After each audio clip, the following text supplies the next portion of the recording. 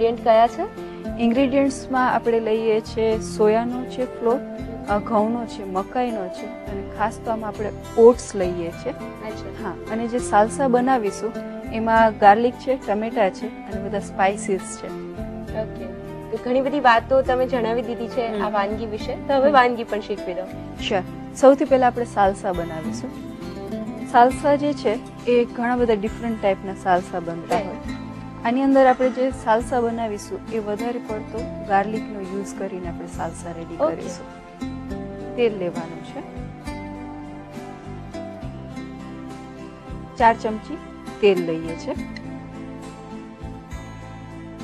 હવે એમાં લસણ લેવાનું છે, 7 થી 8 કળી લસણ ચોપ કરીને રાખ્યું છે, એમાં એડ કરીશું. લસણ આમાં આપણે સાંતળવાનું છે અને લસણ જો તમે થોડુંક ઘીમાં આપણે સાંતળીને જો સવારે લેવામાં આવે તો એ પણ હાર્ટ માટે ખૂબ જ એ રીતે પણ ખૂબ જ યુઝફુલ છે. જો તમારે રૂટીનમાં ના લેવું હોય તો એ રીતે પણ લેવાય. અને આનો ઓવરકુક નથી કરવાનું.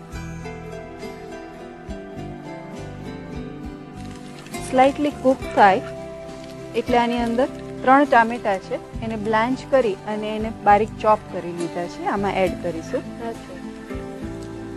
અગેન આમાં આપણે જે ટામેટા લઈએ છીએ એમાં વિટામિન સી નું કન્ટેન્ટ તમને મળી રહેશે.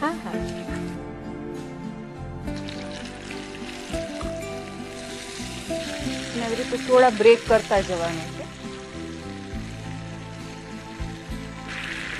આની અંદર આપણે બધા મસાલા કરવાના છે. લાલ મરચું લેવાનું છે, 1/2 ચમચી જેટલું. આને આપણે ડીપ તરીકે સર્વ કરીએ છીએ એટલે થોડું ટેંગી અને સ્પાઇસી બનાવવાનું. એટલે હેલ્ધી હોવાની સાથે સાથે ટેસ્ટી પણ છે આ વાનગી. એક્ઝેક્ટલી, હું એવું માનું છું કે હેલ્ધી રેસીપી ટેસ્ટી ના હોય એવું કોઈ દિવસ ના બની શકે.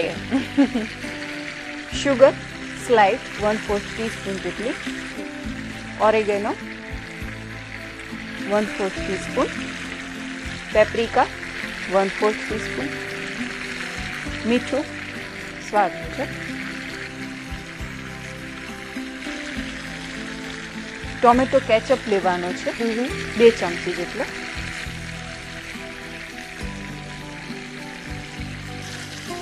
અગેન એકદમ સરસ કૂક થઈ જાય ત્યાં સુધી આને રાખવાનું છે. જો સાલ્સા તમને આવી રીતે મોટા પીસીસમાં કે એવી રીતે ન ભાવતો હોય તો તમે આને કર્યા પછી થોડોક લાઇટલી ક્રશ પણ કરી શકો મિક્સીમાં, એ રીતે પણ કરી શકાય. હવે થઈ ગયું છે, એમાં થોડું વિનેગર નાખીશ. ગેસ ઓફ કરીએ. આને તમે ફ્રીઝમાં અઠવાડિયા સુધી સ્ટોર કરી શકો છો. સાલ્સા રેડી છે, એને બાઉલમાં ટ્રાન્સફર કરી દઈએ. સાલ્સા થોડુંક ઠંડુ આપણે સર્વ કરીએ તો વધારે સારું લાગે છે. હવે આપણે સ્ક્વેર્સ માટે લોટ બાંધીશું. ઘઉંનો લોટ લેવાનો છે 1/2 કપ, સોયા લેવાનો છે, સોયાનો લોટ છે 2 ચમચી. લીપી સોયાબીન જે છે એ આમ કોલેસ્ટ્રોલ કંટ્રોલ કરવામાં ખૂબ જ હેલ્પફુલ થાય છે, સાયન્ટિફિકલી પ્રૂવ થયું છે.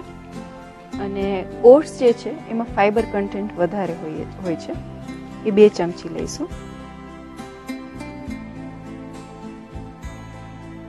મકાઈનો લોટ 2 ટેબલસ્પૂન. આમાં ફ્લેવર માટે જીરું એડ કરીશું 1/4 ટીસ્પૂન. જીરું લેવાય, અજમો લેવાય અથવા તો મરી લેવાય, અને ત્રણે પણ લઈ શકાય. મીઠું લઈશું સ્વાદ મુજબ.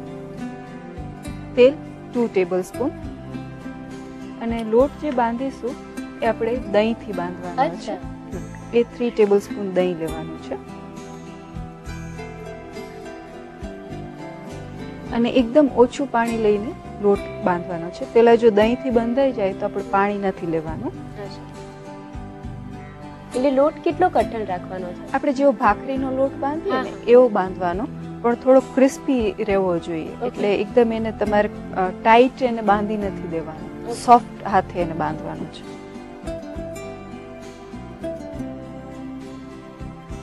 હવે થોડું પાણી લઈશું.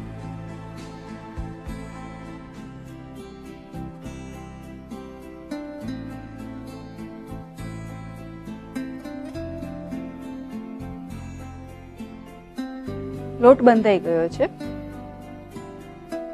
હવે આમાંથી આપણે રોટલો વણી અને સ્ક્વેર તૈયાર કરીશું.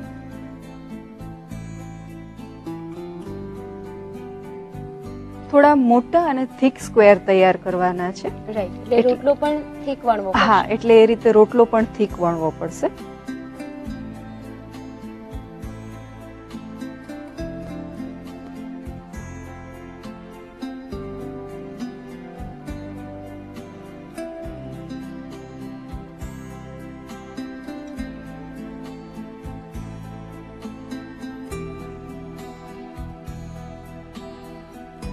હવે આને કટ કરી લેવાનું છે.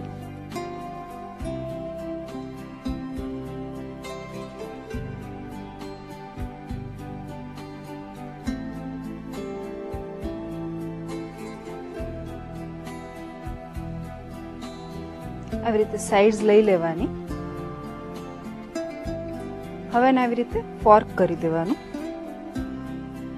આવી રીતે કરવાથી બેકિંગ સરસ થશે. અચ્છા, થિકનેસ ખાસી છે એટલે ફોક કરવાથી ઘણી બધી હેલ્પ થઈ જશે. ઘણી બધી હેલ્પ થાય.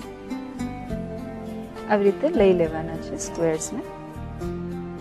આ જ વસ્તુને આપણે ભાખરીની જેમ શેકી પણ શકીએ, દાબીને શેકી પણ શકાય, બેક પણ કરી શકાય. અચ્છા, હા. એટલે ધારો કે કોઈના ઘરમાં ઓવન અવેલેબલ ન હોય તો એ લોકો શેકીને પણ લઈ શકે.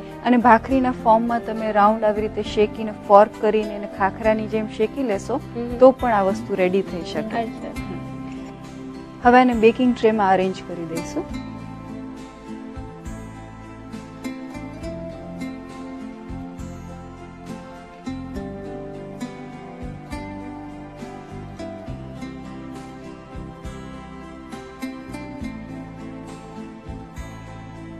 અને આપણે 180 ટેમ્પરેચર પર પ્રીહીટેડ ઓવનમાં લગભગ 10 થી 15 મિનિટ સુધી બેક કરવાનું છે. બેક થઈ ગયા છે, એને કાઢી લેવાના છે.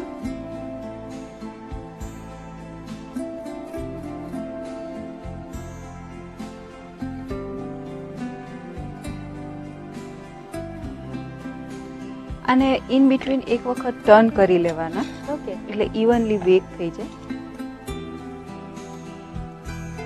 એકદમ ક્રિસ્પી બિસ્કિટ્સ જેવા રેડી થાય છે. હા, અત્યારે જોઈ શકાય છે કે એકદમ કલર પણ એનો સરસ આવી ગયો છે ને ઇવનલી બેક થયા છે.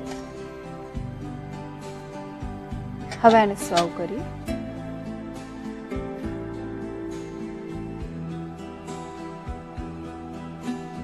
એની સાથે સાલ્સા મૂકીશું.